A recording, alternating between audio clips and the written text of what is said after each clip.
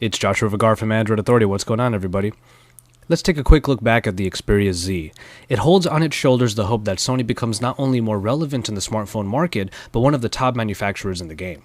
In my review of this pretty spectacular phone, I said that Sony got a lot of things right.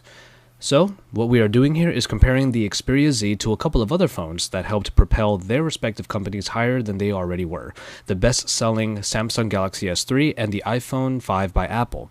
How does the Xperia Z as the newest device stack up against a couple phones that were honestly built to stand the test of time? Let's find out in this versus Triple Threat. We start off by looking at design. There is no other way around it. The Xperia Z is the biggest phone in this bunch. The black slate look is further enhanced by the completely flat design found all around and the rectangular shape that you honestly don't see enough of anymore. The big power button and volume rockers are found together on the right side of the phone, right where your thumb would land. All ports are covered by a tethered piece of material to help with the phone's water resistance, and it also keeps it quite literally flat all around. The glass all around helps make this one of our favorite looking phones, but it is an incredible fingerprint magnet. Samsung's Galaxy S3 has arguably the most endearing design to date, as many phones have been modeled after the phone giant's more rounded look. The 4.8-inch screen lends itself to a smaller form factor that is easier to grip. The button layouts are signature Samsung, with the power button on the right side opposite the volume rockers. The home button below the screen is flanked by menu and back buttons. The back cover is removable, but it and the rest of the body are made up of that trademark plastic that Samsung has pretty much put in all of their phones since. And with the iPhone 5, we have the smallest phone of this comparison. Apple took a stand against large screens and kept the one on the 5 the same width as the 4, just a little bit taller. The smaller size does make this the easiest phone to grip and hold without needing to adjust too often.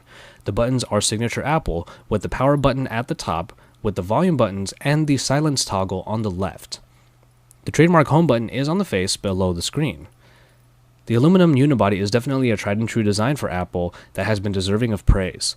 At the bottom is the controversial charging port, however, that did cause a few headaches for those with original iPhone accessories.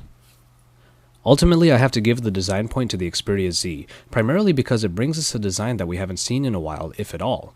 Everything these days is so rounded in the smartphone market, and honestly, I prefer this more rigid rectangular design. On top of all of that, Samsung has taken the plastic feel and look of the Samsung Galaxy S3 and has put it in pretty much all of their phones since.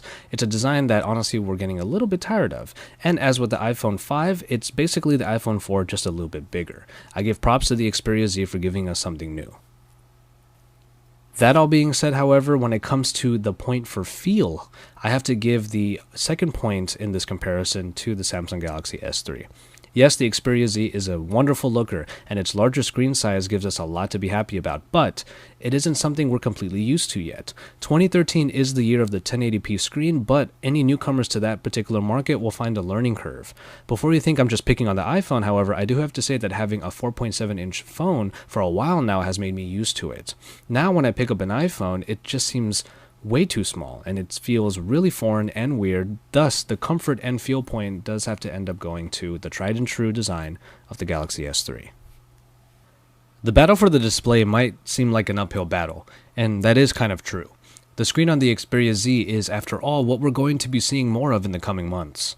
5 inches and 1080p resolution. The 441 ppi pixel density also helps propel the screen to great heights in sharpness. A nice touch further is the high refresh rate, which makes this phone seem like a tiny Bravia television. The only real gripe here is the color production, which is unfortunately pretty poor for a top-tier device. Colors look a little washed out and are further hurt by the viewing angles. It might not be a deal breaker for many, but it is definitely worth a mention. The Super AMOLED display of the Galaxy S3, on the other hand, makes its already colorful TouchWiz UI pop out of the screen and basically punch you in the face.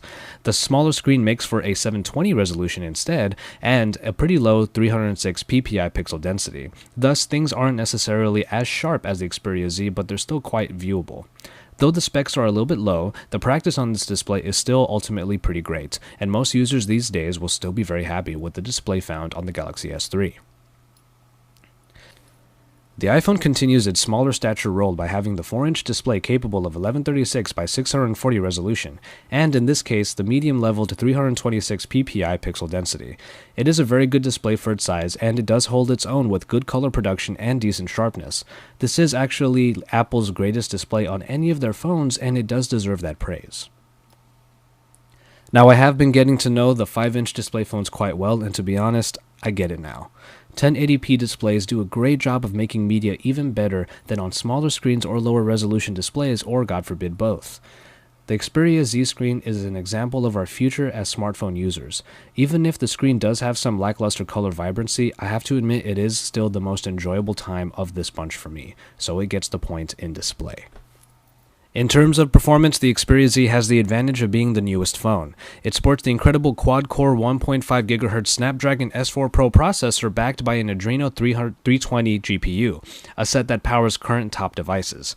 It gets over 20,000 in Antutu benchmark, which is very impressive indeed. The Galaxy S3, on the other hand, has the Exynos Cortex A9 processor that clocks at 1.4 GHz with a Mali 400MP graphics processor. This was the most advanced phone about half a year ago, but even if it has been blown away by current offerings, it still does hold its ground as a more than capable performer. And finally, we have the iPhone 5 with an in-house developed dual-core 1.2 GHz A6 processor backed by a PowerVR SGX graphics processor.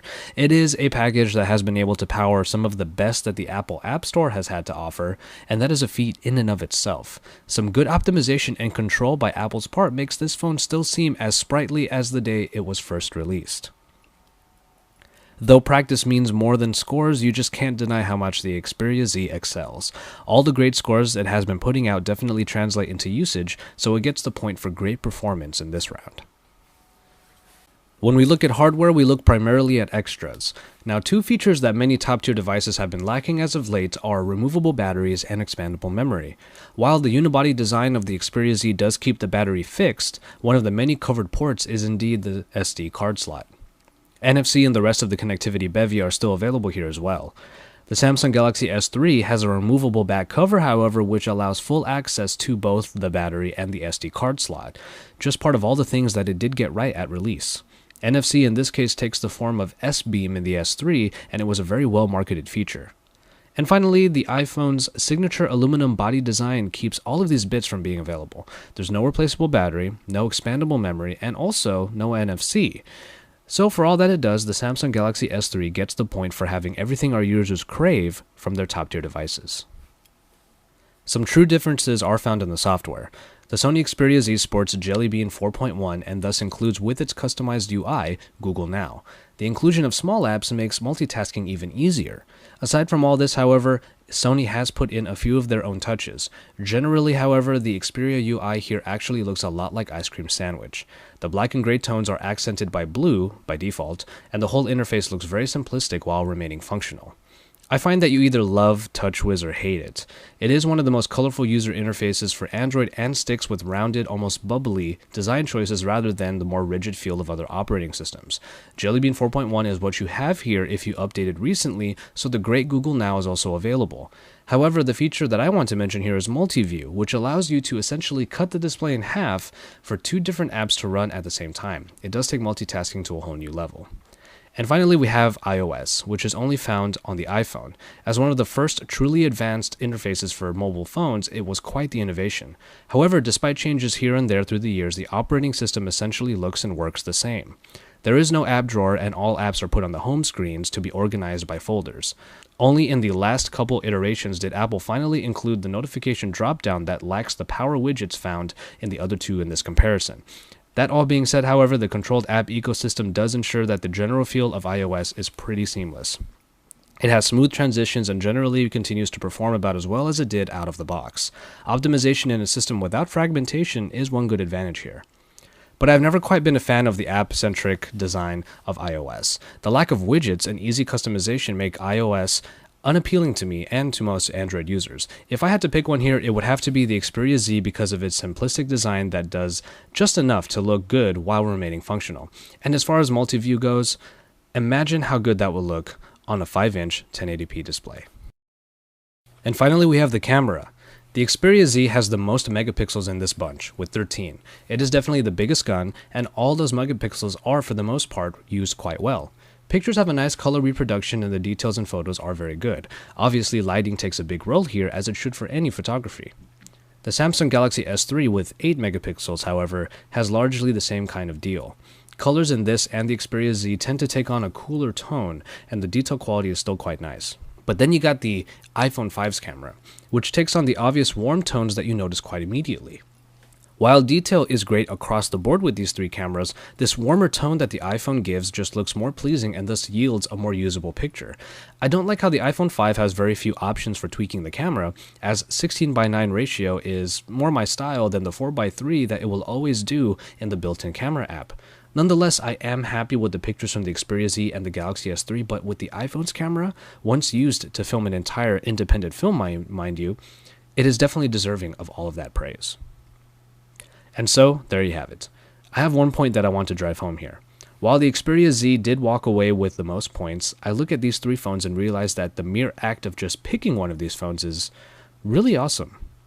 Here we have three phones with great specifications across the board for people to choose from. iPhone with the smaller screen is still one of the most capable smartphones in existence. The best-selling Galaxy S3 is the wonderfully built phone that continues to be marketed and sold for good reason. And the Xperia Z is the phone that might make Sony one of the biggest names in the smartphone market again.